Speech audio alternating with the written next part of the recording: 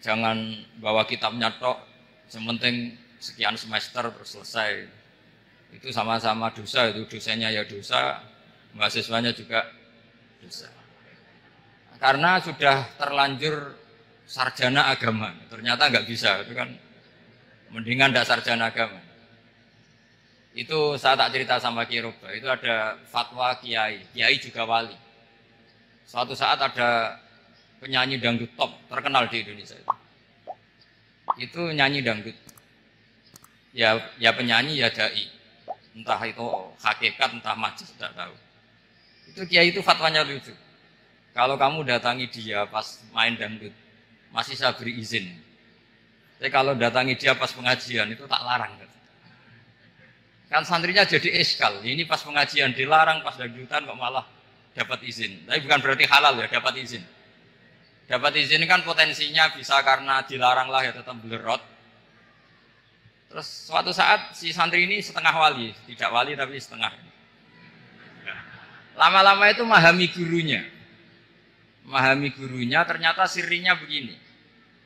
Kalau seorang penyanyi yang tidak pernah ngaji, kemudian ngomong agama, itu potensinya itu fadollu wa adollu, sesat dan menyesatkan. Tapi kalau dia sedang nyanyi dangdut, penyanyinya cowok, sama jangan bayangkan dangdut putri, enggak, itu cowok sudah tua lagi.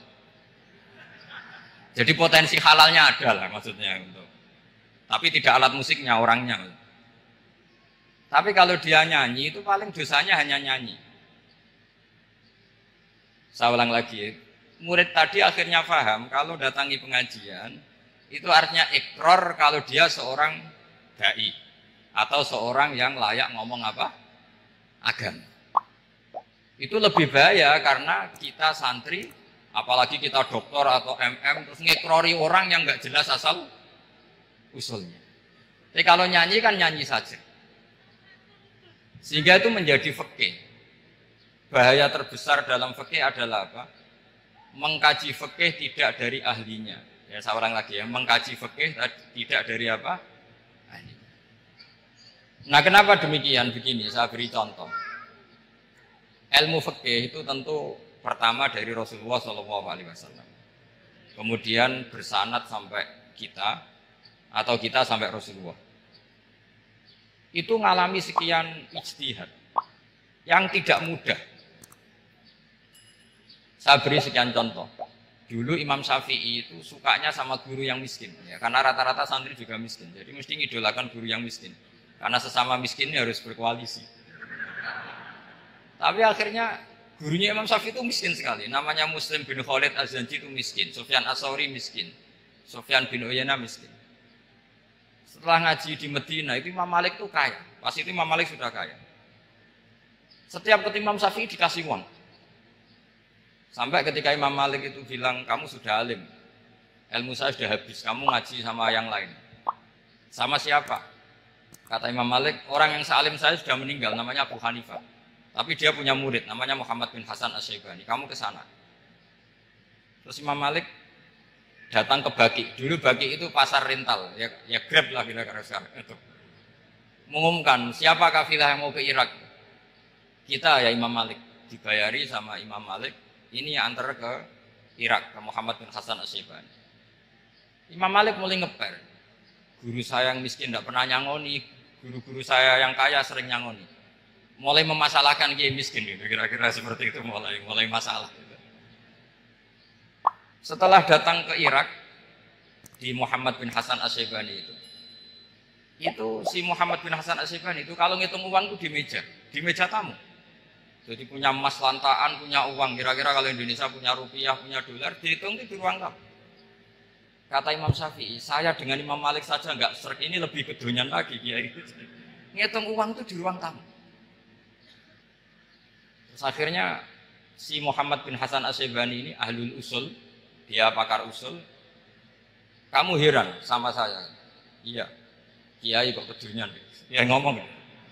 Tapi kata Muhammad bin Hasan Asy-Syaibani, kalau kiai tidak boleh kaya, kita kayak wong fasik. Gue demenan, gue mabuk. Oh jangan, nanti dipakai maksiat. Penjenengan mawon kersane digitu, berarti kiai oleh sugih. Mun pun angsal-angsal. Semenjak itu jadi satu fikih bagi Imam Syafi'i. Ternyata kalau mengharamkan kiai sugih berarti membolehkan yang fasik sugih. Kalau yang fasik sugih bisa dipakai i'anah alal maksiyah. Semenjak itu mindset pikiran Imam Syafi'i rubah. Saking rubahnya sampai beliau berpendapat orang bisa beli Alphard, kok beli carry itu haram. Bisa jadi bupati kayak Pak Roba, jadi RT haram. Pokoknya gitu. Bisa keren kayak Gus Bak, kok jadi orang pendengar haram. Pokoknya haram terus. Karena dalil beliau al-Islam ya'lu wala yula'ala. Coba sampean ridho, misalnya jadi orang Gresik dipimpin orang yang nggak sholat, ridho ndak? Ndak. Atau sholat tapi nggak bisa ngaji, ridho ndak? Ketika yang bisa ngaji berpotensi jadi buka, terus keterusan. Karena Imam Syafi'i keterusan, ya umatnya keterusan. Akhirnya orang-orang Syafi'i itu politikus rata-rata. Ya, makanya sama jangan kaget sama Barubah. Kakak saya wakil bupati dulu. Putranya Mbah Mun ada yang wakil apa? Gubernur. Dulu Gus Wahid yang menteri agama. Itu asal usul dari perubahan fikih, mindset, cara berpikir Imam siapa? Syafi'i. Jadi dulu itu fikih ditemukan itu jelimet, ada perdebatan. Itu tidak hanya pada level ulama, pada level Nabi pun ada perdebatan. Jadi jangan kira Nabi itu tidak debat, ya debat. Nabi itu asal seangkatan itu mesti debat, termasuk debat dengan malaikat. Jadi kalau perlu ya debat sama apa? Karena malaikat itu kan lugu itu gak iso mikir. Karena kalau malaikat iso mikir bisa jadi rektor. Nanti kasihan Pak Salam gitu. Malaikat gak boleh jadi rektor. Malaikat Israel itu gak tahu etika. Jadi beliau ketika mau membunuh, mencabut nyawanya Ibrahim datang, ya Ibrahim saya ini disuruh nyabut nyawa kamu. Kata Ibrahim, wah kamu itu pasti salah. Kamu tahu saya siapa? Saya ini Khalilur Rahman, kekasih Allah. Masa kekasih membunuh yang dikasih? Ini enggak benar, logika itu enggak benar. Pasti kamu salah. Karena Israel itu tidak bisa debat. Ketika ditanya, hal ra'aita khalilan yumitu khalilah? Masa kekasih membunuh yang dikasih? Saya ini Khalilur Rahman. Masa Allah mencintai saya kemudian membunuh saya? Itu logika agak benar. Enggak, keliru, kamu itu keliru. Israel akhirnya terbang lagi. Ya Allah, katanya logika saya ini salah. Karena masa kekasih membunuh yang dikasih. Karena Israel nggak pernah sekolah, kamu nggak pernah sekolah. Nggak bisa dia jawab. Akhirnya diajarin Allah. Ya kamu bilang gini ke Ibrahim. Hal ra'aita khalilan yakrahu ayyalqa khalilah. Masa kekasih tidak siap ketemu yang dikasih. Dibalik logikanya. Akhirnya datang lagi ke Israel. Kata Allah begini, masa jenengan kekasihnya tidak siap ketemu yang kau kasih? Oh ya oke, mati gak apa-apa. Jadi ilmu itu ngalamin perdebatan. Jadi saya datang murni karena Kiai Mas Husin, bukan karena MC. Itu dosa besar kalau saya datang karena MC. Karena saya punya kewajiban yang lebih besar. Jadi yang bisa mengalahkan adalah a'dzuma minhu, yang super besar. Karena jelas ada riwayat inna min abaril birri silatar rojuli ahla wuddi abi. Ya, inna min abaril birri silatar rojul ahla wuddi abi. Di antara kebaikan yang sangat baik adalah seseorang menyambung teman bapaknya. Padahal sampean kan nggak mungkin teman bapak saya. Teman saya aja nggak mungkin, nggak level apalagi bapak saya kan. Jadi malah mukhal itu. Jadi ilmu itu harus mengalami satu gesekan. Karena logika itu bisa dibalik.